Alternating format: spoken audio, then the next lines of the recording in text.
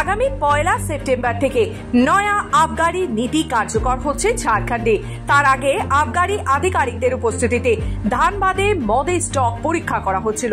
সেখানেই দেখা যায় 802টি IMFL এর বোতল সম্পূর্ণ খালি অথবা আংশিক খালি। এই ঘটনায় সন্দেহ হয় আধিকারিকদের, শুরু হয় ব্যবসায়ীদের জিজ্ঞাসাবাদ শুরু করেন আবগারি দপ্তরের কর্তারা। রীতিমতো বিপাকে পড়ে ব্যবসায়ীরা।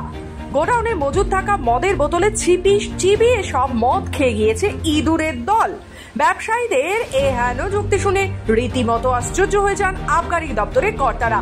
তবে এমন যুক্তি অবশ্য শুধু ব্যবসায়ীদের তরফে নয়, পুলিশের তরফেও দেওয়া হয়েছে একাধিকবার। বিহার ও উত্তরপ্রদেশের মতো রাজ্যেও হাজার হাজার লিটার মদ উধাও হয়ে যাওয়ার ঘটনায় পুলিশের তরফে দায় চাপানো হয়েছে ইঁদুরের ঘাড়ে।